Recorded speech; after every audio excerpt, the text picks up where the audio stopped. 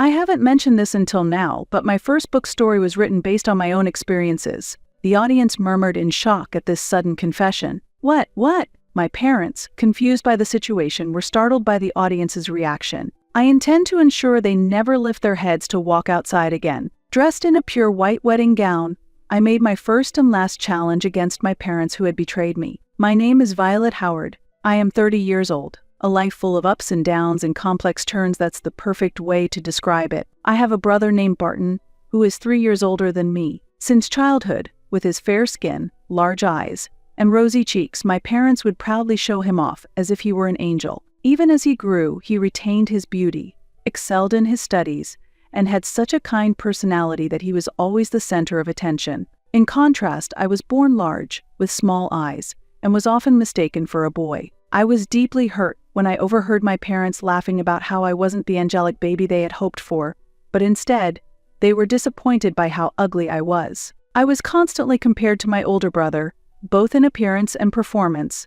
only having my faults and failures pointed out, never receiving any praise. Over time, I was tasked with most of the household chores, and my clumsiness would only anger my mother, who did nothing but scold me. My father, often away on business trips, showed little interest in me even when he was home, simply following my mother's orders without ever standing up for me. Although he didn't express anger like my mother, he never initiated conversation and treated me as if I didn't exist. When the family went out, they would leave me behind, saying things like, "Your test scores haven't been good, so stay home and study, or there's laundry piling up, so stay and do it." My brother, tall and slender with a refined face, was clearly different from me, as I was chubby and short. Covering my face with long bangs and walking with a stoop, I felt like an embarrassment for my parents to be seen with in public. Barton was the only one who was kind to me, realizing early on that our parents' treatment towards me was wrong, and he protected me, but that did not improve how I was treated within the family. When Barton was preparing for the entrance exam of a prestigious private middle school, my mother ordered me to vacate my room as my presence was a disturbance to his studies. "How will you take responsibility if Barton fails his exams? He is studying to become a doctor, and you must support his dream," my mother said, instructing my father to move my belongings to a storage space under the stairs. My parents occupied the living room, and I had no choice but to stay in that cramped space. I endured, thinking I could return to my room once Barton finished his middle school exams. However, even after Barton passed, I was not allowed back in my room on the pretext that I would disturb his daily studies, and I ended up living permanently in the storeroom. By the time I was in my final year of middle school, my family was planning a move. They planned to relocate near the university Barton hoped to attend, though he hadn't yet been accepted. "Will I have my own room after we move?" I couldn't help but ask my mother one day. To my surprise, she responded cheerfully with an unexpected answer. "It will be tough to commute to middle school from the new house, right? So you should live with your grandmother. Everything is already arranged." What I was shocked, yet it was somewhat expected. With a successful son like Barton, my parents seemed to need nothing else. I always felt like an excess presence in the family, one that might be let go of someday. "Can I live with you again after I graduate from middle school?" I asked with a glimmer of hope, but my mother coldly replied, "No, your grandfather can't move now, and it's too hard for your grandmother to care for him alone. She's getting old, so you should help her," she said. If that was the case, why couldn't my mother take care of her own parents? Knowing that voicing my thoughts would only provoke anger, I had no choice but to keep silent. "So, there's no need for you to go to high school. Caring will keep you busy. And with your abilities, it will be hard for you to find a good job, even if you graduate." My mother actually said this to me. Although it was different from the prestigious school my brother attended, I had been diligently studying for the entrance exam of the school I had chosen. I used the cramped storeroom as my room, turning a cardboard box into a desk, studying late into the night. "Since your brother will be going to medical school, we will need more money. Once you graduate from middle school, you should work and contribute financially to the household. We raised you after all, so it's only natural," my mother stated. Being asked to leave home to provide care and contribute to the household finances was so unreasonable that it left my mind in turmoil. As I held back tears and remained silent, my mother sighed and said, "You really are gloomy. I dislike that damp disposition of yours. Why can't you be more like your brother?" Not speaking also seemed to anger my mother. I was constantly compared to my brother and felt a disappointment to her. I felt, as I always had, that there was no place for me in this house. I realized that going to my grandmother's house was the only option left for me. On the day before the family was to move, I decided to go to my grandmother's house. There was a conflict within the family when my brother tried to stop me, but I left the house as if fleeing from the situation. Carrying a few belongings, I took several trains to reach my grandparents' home. As a child, I used to visit frequently with my brother, but since middle school, my grandfather had become bedridden, and my mother had forbidden me from visiting. My grandfather was a bit stern but a quiet man, and I felt at peace in his calm presence. My grandmother was extremely kind, unbothered by small matters, and had a warm heart that accepted everything. Both of them showed equal affection towards us grandchildren, and their home had always felt like a safe haven for me. Upon my arrival, my grandmother was already waiting for me at the entrance. Despite some anxiety about our long-awaited reunion, she immediately burst into tears of emotion and hugged me upon seeing me. "I'm sorry. I've told her many times, but your mother has always been stubborn and won't listen. It's unforgivable for a parent to drive out their own child," my grandmother explained. Her words conveyed her numerous attempts to reason with my mother about this issue. But expecting more from parents who showed no interest in me was pointless. They were willing to sacrifice me for my brother's tuition and to support the household financially. Being with people who could show love was surely a way to a happier life. I decided to cut ties with my parents and stay at my grandmother's house until I graduated from high school. I was also prepared to care for my grandfather, but he passed away shortly after I moved in following a rapid decline in his health. Initially overwhelmed with grief, my grandmother said, "Having you here has saved me," and gradually began to smile again. Together we cooked, shopped, and shared laughs over daily occurrences, finally experiencing the warm, family-like moments I had longed for. As life settled and I found some peace of mind, I began to take care of my appearance, exploring makeup and hairstyles. My once chubby physique slimmed down as I grew, and I attained a slender figure like my brother. With my improved appearance, I said goodbye to my middle school self, made new friends, and enjoyed a fun high school life. Though I worked part-time to avoid burdening my grandmother, my mother occasionally called demanding money. Thanks to my grandmother standing firm, those demands eventually stopped, but I couldn't forgive my mother's actions. When I graduated from high school, my grandmother handed me a bank book, saying, "This is what you've earned, so use it for your future." Thanks to her saving my earnings from part-time jobs, I had the opportunity to consider a broader perspective for my future. After that, I planned to move to New York, desiring a typical urban life while testing my capabilities. Above all, I wanted to earn enough to express my gratitude to my grandmother. When I told her about my plans to move to New York, she smiled and agreed wholeheartedly. As she hugged me with her frail hands, my grandmother said, "It'll be lonely, but your independence is for your own good. You are a strong and kind-hearted grandchild, and I will support you no matter where you are. If you ever have any trouble, contact me immediately, and I will come to you." "Grandma, thank you so much.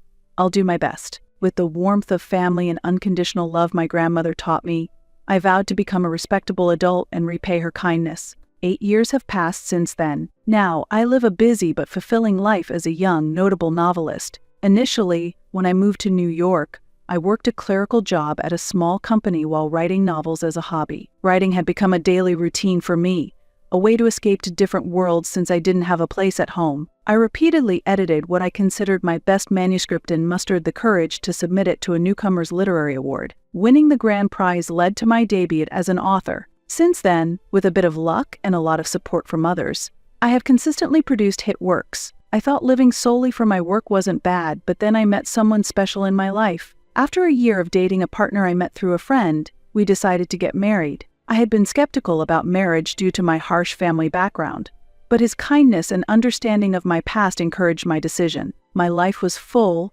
both professionally and personally, and just as I was about to start anew and try to forget the bitter memories of my childhood, my mother suddenly appeared. "Violet, oh, how beautiful you've become," she exclaimed. It happened just as I stepped out of the entrance of the condo I live in, a sudden encounter after 8 years. It felt as if a stranger had bumped into me.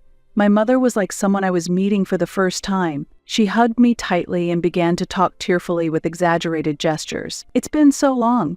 I just had to see you. I got your address from Grandma.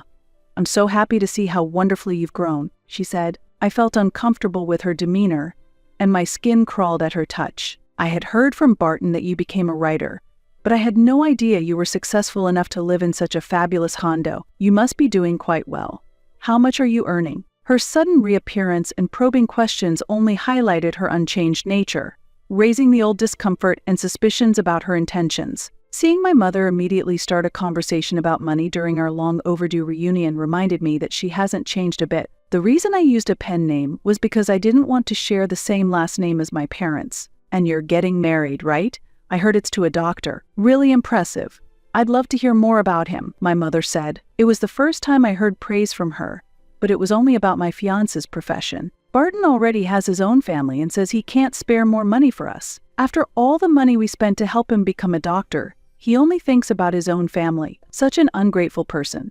"But you don't have children yet, and you must have some financial leeway, right? Ever since Barton stopped helping, we've been struggling. It's only natural to have one's own family. It's unreasonable for my brother to ignore his own life and continue supporting our parents." I knew from my grandmother that my grandparents had actually provided substantial help for my brother's education. Seeing my self-centered mother brought back bitter childhood memories. And then I thought, now that I'm an adult, I feel the perfect timing for revenge on these toxic parents has arrived. I intend to inflict a thorough social punishment on them, ensuring they never dare show up before me again. "Well, but I can't decide on financial matters alone. I'll have to discuss it with my husband," I said. "Oh, thank you. You really are my sweet child," my mother exclaimed happily. Seeing her trying to ingratiate herself, I forced a smile while suppressing my disgust, and continued the conversation. "Actually, my wedding is next week. My grandmother was supposed to attend in place of my parents, but I really want you to come too. I'll introduce you to my new family." "Oh, is that so?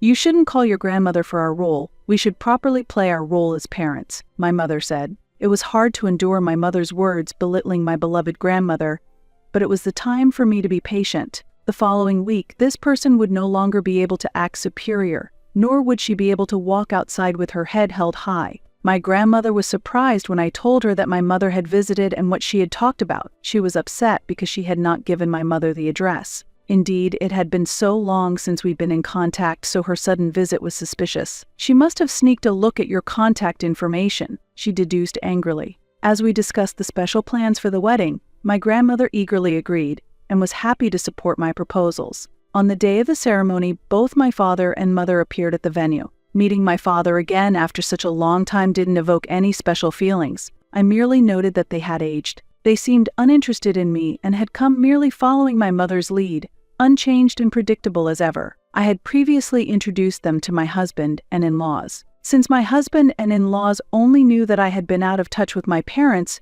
they were surprised by their appearance but welcomed them. At the venue, we hastily set up a specific table for my parents. Instead of the usual round tables, a rectangular table usually used at the reception was placed at the very front center. It was decorated with a white tablecloth but was clearly makeshift, equipped with ordinary folding chairs. This seating arrangement was something I had specifically requested to be made, and it attracted a lot of attention. Unfortunately, I was still getting ready at the time and didn't see their initial reactions, but my grandmother filled me in later. "Ah," my mother exclaimed in surprise. "What's the meaning of this?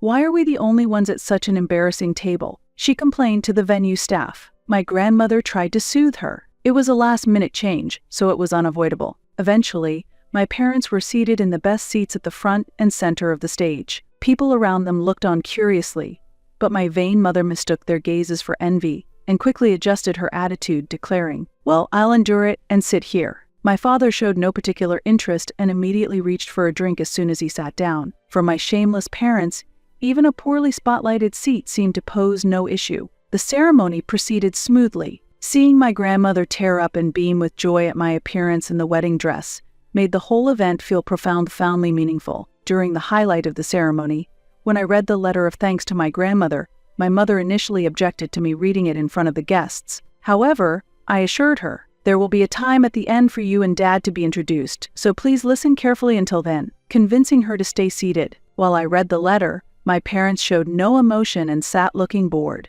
There seemed to be no sense of reflection on their part about the hardships their child endured because of them. But that was fine. If they were indifferent, I would not hold back. I was no longer the little child who could do nothing but cry. "As a final point, let me introduce my parents," I said, raising my eyes from the letter to ensure they were looking, then nodded for them to come forward. As my parents eagerly stood and walked towards me, I continued speaking. "What I have not disclosed until now is that my debut novel was inspired by real-life experiences." At that moment, the venue erupted into murmurs. What my parents seemed confused by the reaction of the crowd. "The debut novel. which won a Newcomer's Award and became a bestseller, had made me a well-known young author. However, my disinterested parents seemed to not even understand the contents of that book. As those who have read my book might know, the protagonist is mistreated by their parents from a young age and ultimately abandoned. I, too, was constantly told I was inferior compared to my brother and grew up being negated in everything. Whenever the family went out, I was always left behind to take care of the house, I explained. But in my 3rd year of middle school, I was discarded by my parents and told to live with my grandmother. I was forced not just to forego high school, but to work and help support their household while caring for my grandfather. Gasps of surprise rose from the venue. It's unbelievable. After treating their own daughter like that, how can they show their faces at her wedding where the criticisms heard around? These revelations not only served to expose the truth, but also to finally hold my parents accountable in the eyes of those who had once known us as a family. Such a thing was true. Truly appalling murmurs of astonishment echoed through the room. My mother attempted a rebuttal. "Violet, don't say it like that. We just asked Grandma to help out a little with raising you." Just help out? At 15, I was driven out of the house with no support for living or education expenses. What you did was simply offload your responsibilities onto Grandma. That's unforgivable, both as a parent and as a daughter, I countered sharply. My mother, lost for words, fell silent. Just like the protagonist in my book, I too faced hardships. I didn't break down because I always had Grandma who supported and loved me. My gratitude for her is what got me through. Now, coming to me for money after all this time, I will no longer call you my parents from this point on. Please disappear from my life. With that, I made a firm declaration to my parents and poured out all my feelings, resounding through the venue. Among the audience were journalists from newspapers and magazines connected to us. Seizing the opportunity, I asked them to write about today's events and to broadcast it widely to the public. I've held back from making this public before, but now I feel it's important to expose such toxic parents to prevent other children from suffering the same fate. Also, I want to convey a message that no matter how harsh the environment, there are always people around who will support you, and that never giving up can open new paths. My call received a round of substantial applause from the audience. Camera shutters clicked as the reporters began taking pictures of my parents. Stop it. Don't take pictures, my parents panicked, covering their faces with their arms. Barton, help. Everyone is misunderstanding us as bad parents. Tell them properly. Tell them we're the parents who supported you all the way through medical school. My mother cried out. That's right, we paid high tuition fees thinking of your welfare. Tell everyone that, my father added. Even at this point, they continued to deny their faults and struggled futilely. In response, my brother, who had remained silent until now, finally exploded in anger. Enough. Be quiet, he shouted across the hall, reprimanding our parents. His forceful intervention silenced them, marking a definitive end to their attempts to sway public opinion in their favor at the wedding. The narrative of my story, underpinned by their response, stood vindicated in the eyes of all present. With a sudden scream, my mother collapsed to the floor in shock. My father stood frozen, his mouth agape in astonishment. Seeing my usually calm and gentle brother raise his voice and yell was a sight that surprised not only our parents but everyone around. Graduated me from medical school? Your true intent was to have me earn as a doctor. I had different dreams, but you dismissed them as unprofitable and forced the path of a doctor on me. Day in and day out, you pressured me, saying we're even going into debt for this and your sister is enduring for your sake, only adding to my suffering as a child. My brother revealed. His confession shocked me. He too had been struggling alone under our parents' pressure. When Violet was kicked out, I truly wanted to go with her and escape to Grandma's. I was worried about Violet and wanted to leave the house too, but Grandma stopped me, saying, "Don't abandon your situation for your parents. Do it for your own future."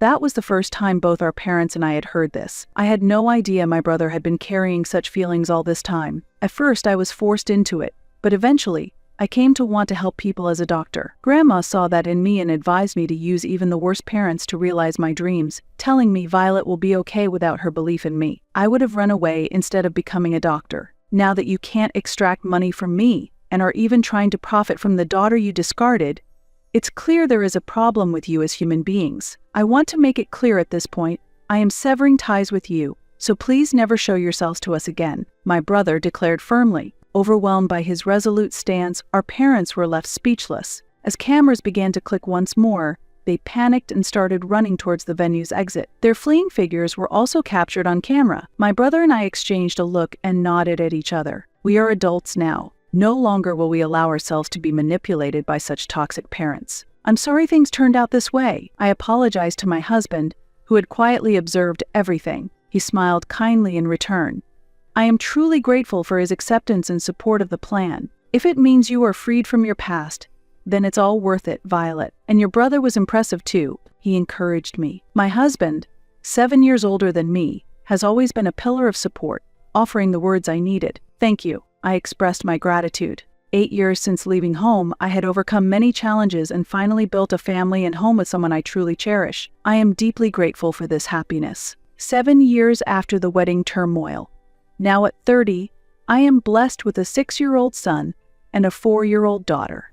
My husband, a doctor, used to have a hectic schedule but left his position at the university hospital to take over his family's clinic. This change has given him more time to spend with us. Recently, we enjoyed a family vacation with my grandmother and hosted a Christmas party with my brother's family. Celebrating Christmas together, we deepened our familial bonds in ways I couldn't have imagined in the past. It brought me immense happiness. As for my parents, the incident at the wedding attracted more attention than expected, and the backlash they received was severe. Initially insisting they were blameless, the cold stares and criticism from relatives, friends, and neighbors eventually led them to reduce their public activities. They significantly damaged their social credibility and, finding it very difficult to continue their former lifestyle, decided to move to a remote rural area where nobody knew them. In this new place, they managed with day labor while slowly depleting their modest savings, trying to live as inconspicuously as possible. However, their nature hasn't changed, and their conversations often include bragging,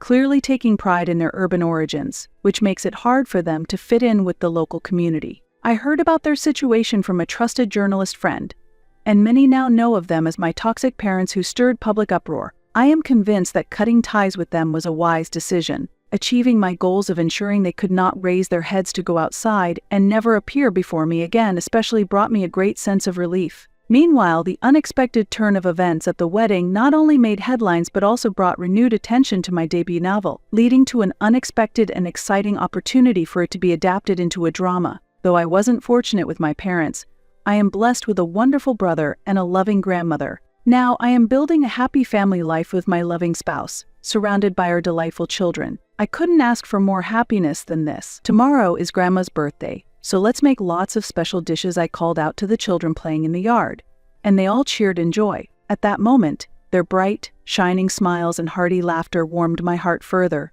deepening my love and appreciation for my family.